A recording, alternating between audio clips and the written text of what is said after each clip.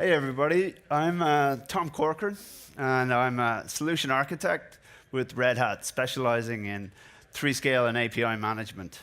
I'm in the fortunate position of having joined Red Hat by Red Hat buying the company that I used to work for just over a year ago, that is 3-scale.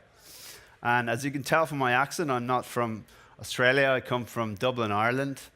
And I'm also in the fortunate position of having been transferred to Sydney by Red Hat. So thoroughly enjoying my time here in Sydney, as it's not hard to do.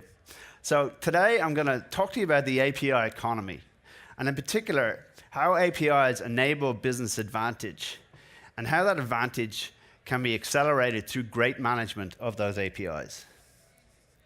So we're going to start out with some historical context around the API economy, namely the software economy which preceded it. And we're going to talk briefly about the convergence of technological advancements that enable the API economy to emerge. We'll talk about the 6 business drivers or use cases surrounding the usage of APIs. And we'll talk about how adding a management layer, in particular Red Hat 3-scale API management, can drive and strengthen the business benefits of APIs. Okay, so before talking about the API economy, let's briefly discuss what could be described as its predecessor, the software economy. Well before APIs, software was driving business advantage, not only for software companies like Microsoft or Google, etc., but enterprises in every business sector imaginable. So for example, 2 industries that have been transformed by software include, first of all, the banking industry. Computerization and software advances have utterly revolutionized the banking industry over the past 50+ years. First, through the replacement of manual tasks, through mainframes and ATMs, for example, and then in the past 20 years, through internet banking. A second industry that has been transformed by software has been the airline industry. So over the past 20 years, software, in particular internet and web bookings, as well as the emergence of some aggressive and innovative airlines, have created a disruptive segment, the low-cost airline sector. So companies like Southwest in the US or Jetstar here in the US, or here in Australia, have created this segment. So the effect basically is that software in itself can be a catalyst to drive business advancement and progress. So fast forward to the past 10 to 15 years, compounding the business impact of software has been the emergence of the API economy. So let's define briefly what we mean by the API economy. Basically, it's the emerging economic effects enabled by companies, governments, nonprofits, and individuals using APIs to provide direct programmable access to their systems and processes. So the opening of APIs enables organizations to innovate more rapidly and provide uniform data and transaction interfaces to both internal and external developers and to customers and partners. So the API economy has actually been made possible by the convergence of multiple technologies. First of all, enabling APIs to be exposed. So nowadays, all major software systems and programming languages can expose their services using APIs, using lightweight protocols such as HTTP and payloads such as JSON over simple and standard RESTful interfaces. Secondly, the API economy has also been enabled by the explosion in the numbers of devices that can consume APIs. Obviously computers, but also mobile, IoT, wearables, etc. So on top of this, I guess, fortuitous technological convergence that has enabled both the consumption and the exposure of APIs. APIs also represent a contract between me, the API provider, and you, the API consumer, but that I will honor this interface. So this provides you with the confidence that you can go ahead and build an integration with my system, safe in the knowledge that I'm not going to break the interface. and it provides me with the flexibility that I can change the implementation behind the API as long as I preserve the interface into it. So all of these technological and other factors have enabled the API economy. To quote Laura Merling, who is an API pioneer, formerly of AT&T and now of the Ford Motor Company, APIs are the building blocks of the digital economy. They make existing capabilities fungible or replaceable so that it's possible to use them in new ways quickly and easily, thereby spurring innovation and new value creation. So earlier we touched on some of the business benefits of the software economy. What about those of the API economy? Well, we've identified that there are 6 main business drivers surrounding the usage of APIs to expose digital assets. First is what we call mobile and IoT support. So we're all aware of the explosive growth in mobile over the past 10 years. Well, IoT is expected to dwarf that over the next 10 years. All of this expansion is being facilitated by APIs. The protocols and the lightweight payloads of APIs are easily consumable by these devices. It means that they can connect to server-side logic, exponentially expanding their functionality. Everything from social media apps to telecoms apps to any number of others, all driven and enhanced by APIs. Also, the loose coupling between client and server that APIs facilitate means a huge range of devices and clients can connect to a single, universally consumable API. Clearly, this drives efficiency into the system. So, the next 3 use cases, customer ecosystem, partner ecosystem, and content and transaction channel, are all related. Organizations logically desire to move away from custom integrations towards standardized ones, i.e. platformization. So the next 3 use cases concern the exposure of digital assets, ideally through platforms.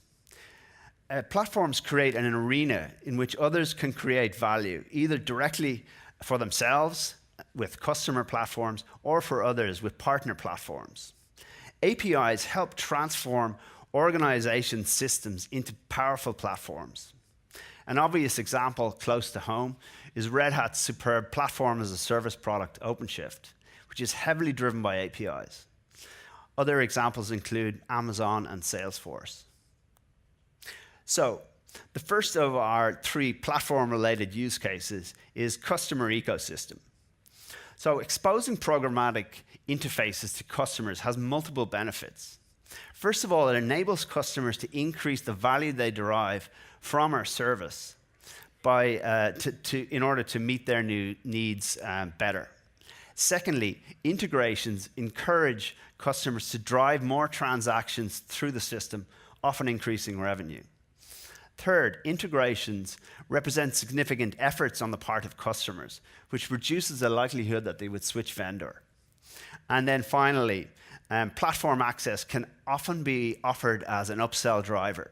So for example, Salesforce API access is only available to enterprise-level contracts. So our second platform-related use case is partner ecosystem. So platforms allow third-party partners to create specialized versions of the service and to market it separately. This can be a massive source of revenue. For example, Expedia generates more than $6 billion annually from its platform, exposed to a huge global network of large and small partners. The final platform-related use case we call content and transaction channel. Platforms power the distribution of content. For example, and they can also increase not only the outreach, but also the targeting of content.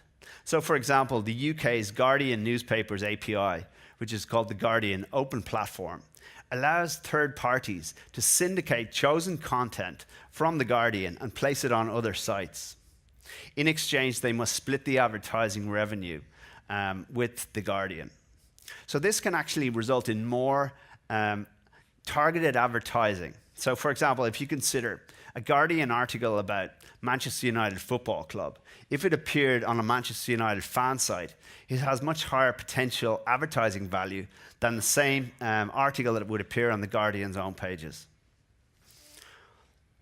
Another example is Amazon.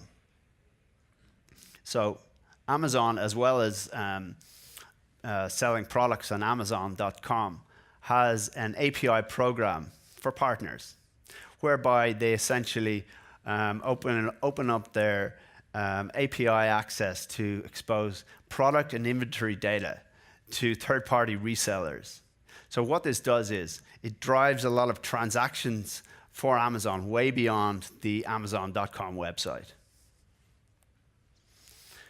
So now if we consider our next use case, it's what we call APIs as a business. Most API use cases involve supporting existing business models. APIs can also, however, open up new primary revenue channels where the API consumer is willing to pay for the data behind an API. Two examples here. Google Maps. Obviously, Google Maps is free to you or me to use on our phone, for example. But Google charges businesses for high volume access to their Maps API. Another example is Twilio, which is a leading provider of programmable communications infrastructure. They expose a lot of their services using APIs. So for example, a API that allows SMS messages to be sent. Twilio charge based on usage of their API.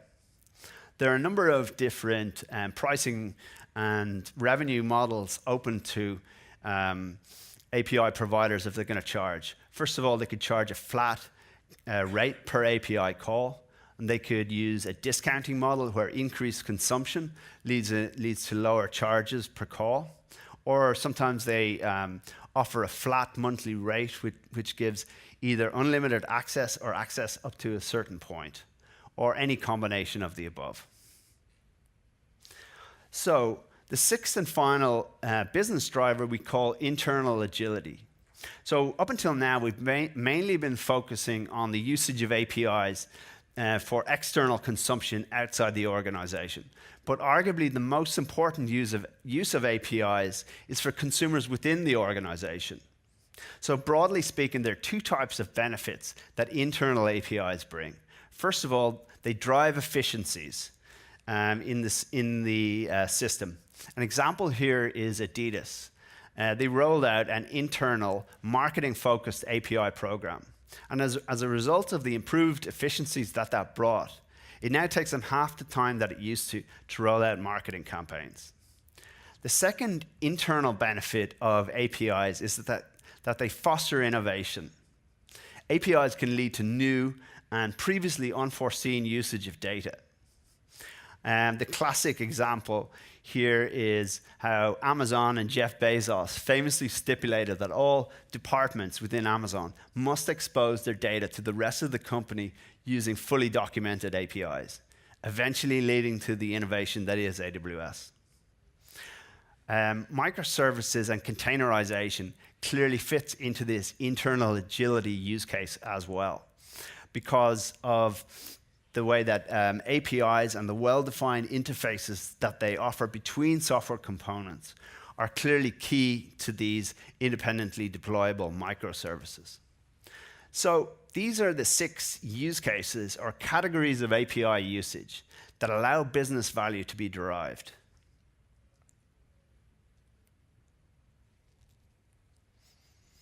Okay, so now that we're aware of this tremendous benefit that can result from APIs, is it simply a matter of just exposing APIs and we're ready to reap the benefits? Unfortunately, there's more to it. Enter our iceberg slide. There's widespread awareness of the imperative to expose APIs. There's much less awareness of the huge number of managerial responsibilities below the surface of a successful API project. Everything from security to access policies to analytics, to developer engagement, to monetization, to everything else you can see here on screen. That's where Red Hat 3Scale comes in.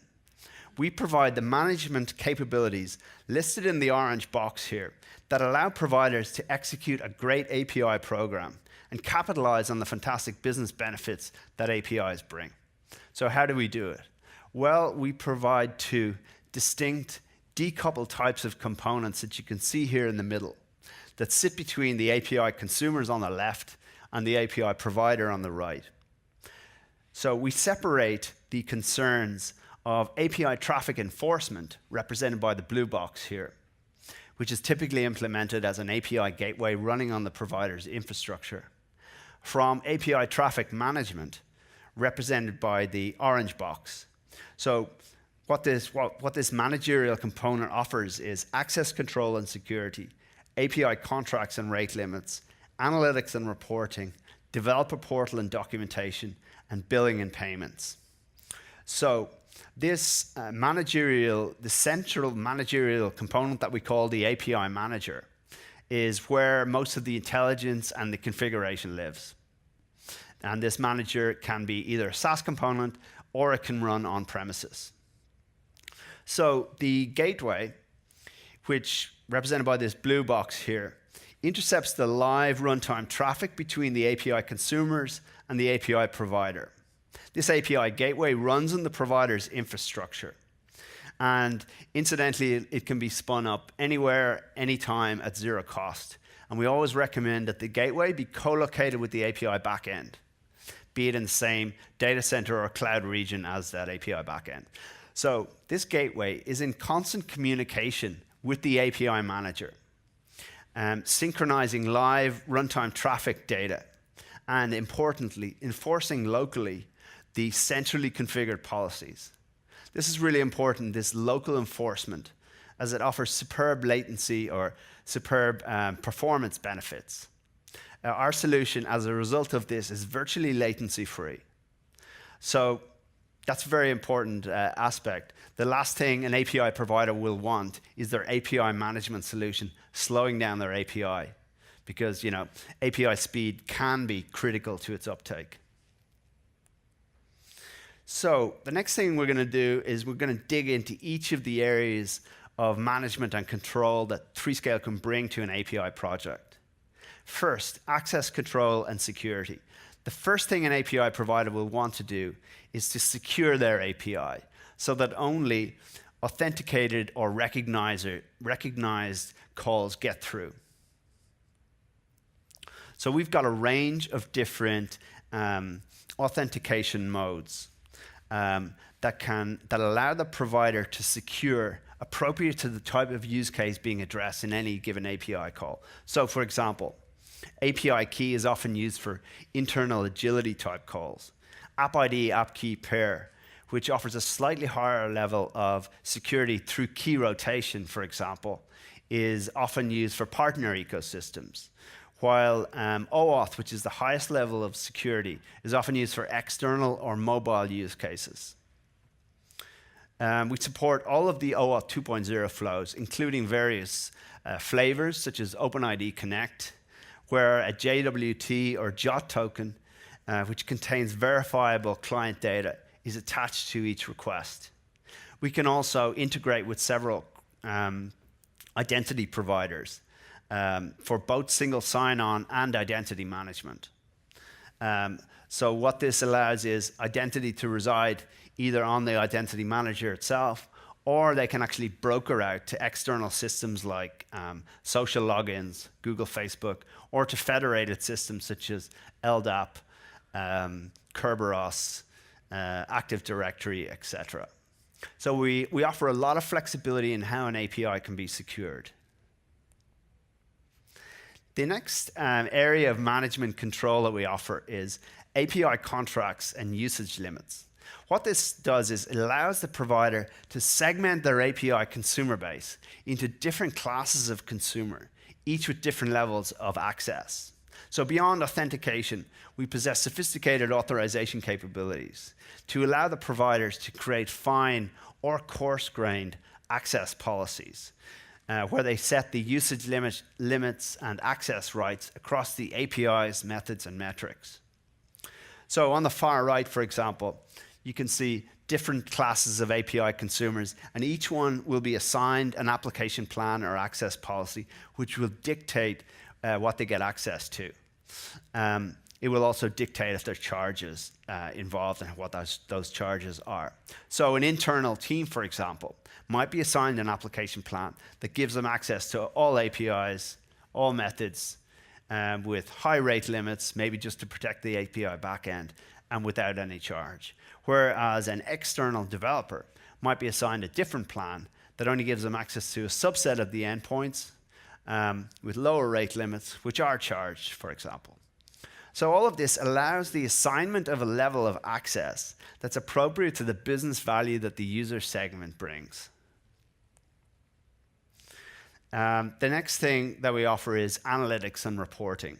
So we allow the API providers and their partners the ability to see what's going on at all times. They can track and monitor the API usage to give them the critical awareness that they need. They can analyze at a very high level, right down to very detailed, fine-grained traffic data at the individual endpoint or custom metric level. They can view the data on the screen, or they can extract it out to CSV or JSON.